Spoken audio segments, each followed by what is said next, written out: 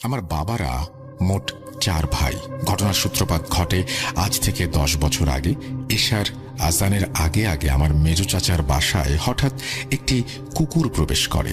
কুকুরটি বাসার উঠোনে প্রবেশ করেই সোজা গোয়াল ঘরে ঢুকে পড়ে এবং গরুর খাবার নষ্ট করতে শুরু করে। এমন সময় গোয়াল ঘরে গরুদের শব্দ পেয়ে চাচা এবং আমি আমাদের ঘরের থেকে বেরিয়ে আসি এবং এসব দৃশ্য দেখতে পাই। এটা দেখা মাত্রই চাচা দৌড়ে গোয়াল ঘরের দিকে যান। এমন সময় সেই কুকুরটি দৌড়ে গোয়াল ঘরের দরজার ওখানে চলে আসে। সাথে সাথে চাচা দরজা চাপিয়ে ফেলেন। এভাবে কুকুরটা বেরিয়ে আসলে হয়তো কাউকে কামড় দিতে পারে। এমতো অবস্থায় দরজার ফাঁকে কুকুরটার মাথা আটকে যায় এবং হঠাৎ এক নিমিষেই কুকুরটা সেখানে আঘাত পেয়ে মরে যায়। কি আর করা। এরপর আমার চাচা কুকুরটার মরদেহ নিয়ে বের হন। আমাদের গ্রামের পশ্চিম দিকে একটি জঙ্গল আছে, ওই দিকে ফেলে দিতে যাবেন এই উদ্দেশ্যে। এমন সময় আমার ছোট চাচার বড় মেয়ে রুমি আমার মেজো চাচার সাথে যাওয়ার জন্য জেদ ধরে, কিন্তু চাচা তো ওকে কোনোভাবেই সাথে নেবে না। এভাবে এক সময় রুমি কান্না শুরু করে। চাচা আর উপায় না পেয়ে ওকে সাথে নিয়ে যান। এরপর তারা কুকুরটির মরদেহ ফেলে দিয়ে স্বাভাবিকভাবেই কোনো সমস্যা ছাড়াই বাসায় চলে আসেন। খুব স্বাভাবিকভাবেই এই অনাকাঙ্ক্ষিত ঘটনাটির ইতি ঘটে সেই রাতে। তবে ইতি ঘটলেও পরদিন আবার তার সূত্রপাত হয় ভয়ানক এক অনাকাঙ্ক্ষিত ঘটনার মধ্য দিয়ে। পরদিন রুমির প্রচণ্ড জ্বর আসে। সেদিন এশার নামাজের পরে আমার ছোট কাকির চিৎকারে বাসা থেকে সবাই বেরিয়ে আসে।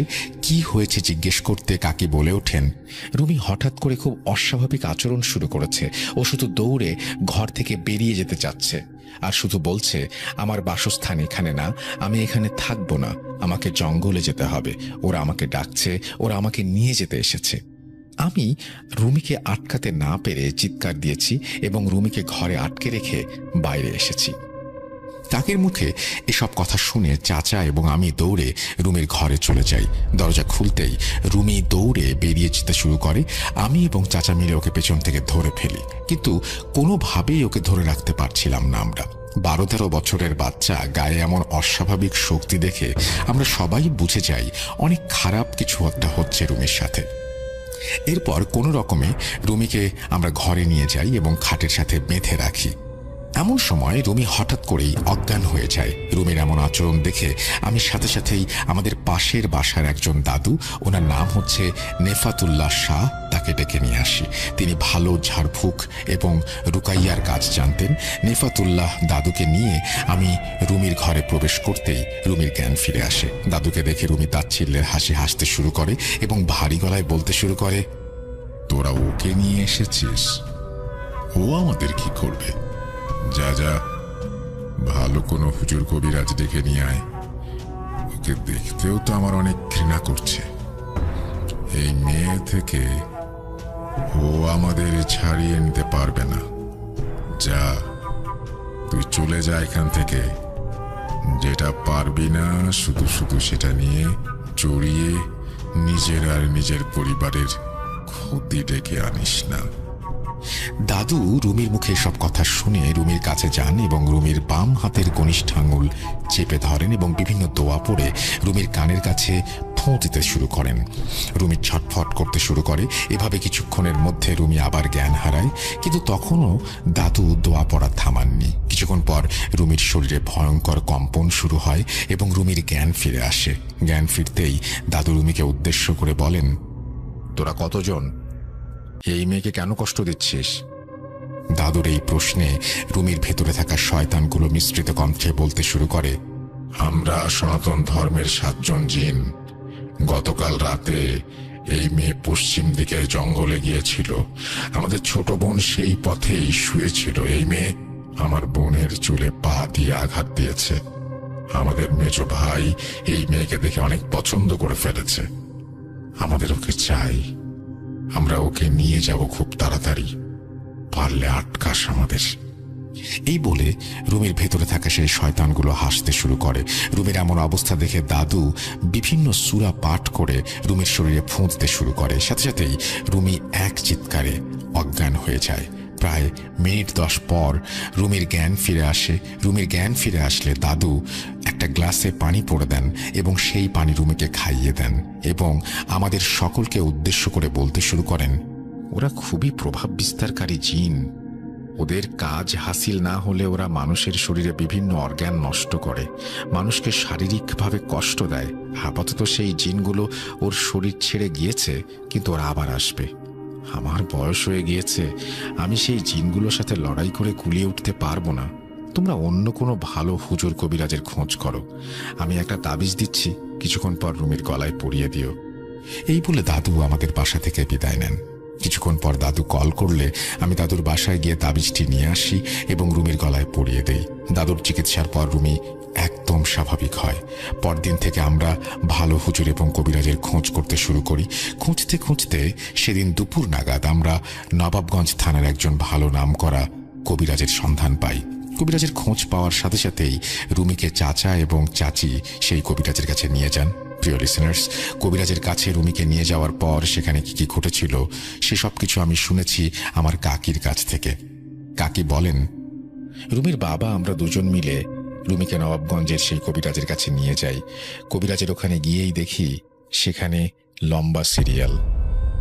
অনেক দূর দূরান্ত থেকে অনেক মানুষ কবিরাজের কাছে এসেছে। আমরাও অন্যদের মতো অপেক্ষা করতে শুরু করলাম। একটা সময় পর আমাদের সিরিয়াল চলে আসলো। একজন লোক এসে আমাদের কবিরাজের কক্ষে নিয়ে যান। কবিরাজের কক্ষে প্রবেশ করতেই কবিরাজ কোনো প্রকার কথা না বলে রুমিকে একটা গোল বৃত্তের ভেতরে বসায় এবং বিভিন্ন মন্ত্র পড়ে রুমির মাথায় ফোঁ দিতে শুরু করে। কবিরাজ বিভিন্ন মন্ত্র পড়ে রুমির মাথায় ফোঁ দিতেই রুমির পুরো শরীর ভয়ানকভাবে কাঁপতে শুরু করে এবং রুমি মিশ্রিত কণ্ঠে গালিগালাজ করতে থাকে, আমরা এই মেয়েকে নিয়ে যাবই, তুই যাই করিস না কেন লাভ হবে না। এরপর কবিরাজ সেই জিনগুলোকে বুঝাতে শুরু করেন, কিন্তু সেই জিনগুলো কবিরাজের কোনো কথাই শুনতে চাচ্ছিল না। কবিরাজের পর আর কোনো উপায় না পেয়ে একটি বোতল এনে বিভিন্ন মন্ত্র পড়ে সেই বোতলে ফোঁ দিতে শুরু করেন। কবিরাজের বোতলে ফোঁ দেওয়ার সাথে সাথেই শুরু হয় চারিদিকে ভূকম্পন। এমন সময় রুমির ভেতরে থাকা সেই জিনগুলো মিশ্রিত কণ্ঠে বলে ওঠে, ছেড়ে দে, আমাদের ছোট বোনকে আর কষ্ট দিস না, আমরা এই মেয়েকে ছেড়ে দেব, তবে একটা শর্ত আছে, একটি কালো রঙের পাঁঠা আমাদের আবাসস্থলের সেই জঙ্গলে আপনাদের রেখে আসতে হবে। এই বলে রুমি অজ্ঞান হয়ে যায়। কিছুক্ষণ পর রুমির জ্ঞান ফিরে আসে। এরপর আমরা সেই কবিরাজের কাছে বিদায় নিয়ে চলে আসি এবং সেই জিনদের কথা মতো পরদিন রাতে একটি কালো রঙের পাঁঠা কিনে সেই জঙ্গলে রেখে আসি। এরপর থেকে রুমিও একদম সুস্থ হয়ে যায়। রুমির সাথে এইসব ঘটনা ঘটার পর কেটে যায় বেশ কিছুদিন, বেশ কিছু বছর। রুমি ভালোভাবে পড়ালেখা করছে, স্কুলে যাচ্ছে। এর মধ্যে হঠাৎ একদিন রুমি স্কুল থেকে একজন স্যার আমার চাচার নাম্বারে ফোন করেন। চাচা কলটি রিসিভ করতেই ওপাশ থেকে স্যার বলে ওঠেন, ভাই আপনি তাড়াতাড়ি স্কুলে চলে আসুন, আপনার মেয়েকে আমরা 4-5 জন মিলে কোনোভাবেই ধরে রাখতে পারছি না। রুমি খুবই অস্বাভাবিক আচরণ করছে। ও শুধু বলছে আপনাদের গ্রামের পশ্চিম দিকের জঙ্গলের দিকে যাবে, আর বারবার সে জ্ঞান হারাচ্ছে, আপনারা তাড়াতাড়ি আসুন। স্যারের কথা শেষ হতেই আমি এবং চাচা চাচি মিলে রুমির স্কুলে যাই। রুমির স্কুলে যেতেই আমরা সকলেই রুমির আবার সেই অস্বাভাবিক আচরণ দেখতে পাই। এরপর আমরা সবাই মিলে রুমিকে বাসায় নিয়ে আসি এবং সেই কবিরাজকে কল করে রুমির এমন আচরণের কথা জানাই। কবিরাজ আমাদের সব কথা শুনে রুমিকে তার কাছে নিয়ে যেতে বলে। ওই দিন দুপুরেই আমরা আবার রুমিকে সেই কবিরাজের কাছে নিয়ে যাই। কবিরাজের কাছে রুমিকে নিয়ে যেতেই যথারীতি কবিরাজ রুমিকে একটি গোল বৃত্তের মাঝখানে বসিয়ে বিভিন্ন মন্ত্র পড়ে রুমির মাথায় ফু দিতে শুরু করে। ফোঁ দেওয়ার সাথে সাথেই রুমি অজ্ঞান হয়ে যায় এবং শুরু হয়ে যায় রুমির পুরো শরীরে ভূমিকম্পের মতো কম্পন। এমন অবস্থায় হঠাৎ করে রুমির জ্ঞান ফিরে আসে। রুমির জ্ঞান ফিরে আসতেই রুমি পুরুষ কণ্ঠে বলে ওঠে, আমাকে আবার কেন ডেকে নিয়ে আসা হয়েছে? প্রতি উত্তরে কবিরাজ বলে, তোরা আবার এই মেয়েকে কষ্ট দিচ্ছিস? কবিরাজের এই প্রশ্নে রুমির ভেতরে থাকা জিনটি বলতে শুরু করে, না, আমরা তো কথা দিয়েছি আমরা আর কোনোদিনও এই মেয়েকে কষ্ট দেব না। আমরা ওকে কোনো প্রকার কষ্ট দেইনি। ওর আবার এই অবস্থার জন্য দায়ী অন্যজন। ওদের এই গ্রামের একজন মহিলা এই মেয়ের চাচি এই মেয়ের ওপর কালো জাদু প্রয়োগ করছে। এই মেয়েকে সেই মহিলা তার ছেলের বউ বানাতে চেয়েছিল, কিন্তু এই মেয়ের মা রাজি না হওয়ায় সেই মহিলা এই কালো জাদু করে। এই মেয়ের ওড়না এবং চুল দিয়ে কালো জাদুটা করা হয়েছে। আচ্ছা, আপনারা চিন্তা করবেন না, আমি সেই কালো জাদুর জিনিসগুলো এনে দিচ্ছি, আপনি সবকিছু নষ্ট করে দেন, তাহলে এই মেয়ে একদম সুস্থ হয়ে যাবে। আর আমি কথা দিচ্ছি, এই মেয়ের আর কোনো ক্ষতি আমি হতে দেব না। এই মেয়েকে সেই শুরুর দিক থেকে আমার অনেক ভালো লেগেছে।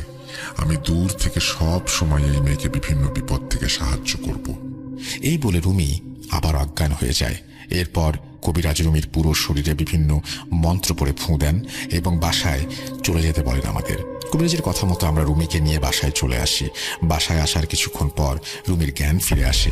জ্ঞান ফিরতেই একদম স্বাভাবিক আচরণ শুরু করে সে। আমরা সকলেই বুঝে যাই রুমির ওপর থেকে সকল বিপদ কেটে গেছে।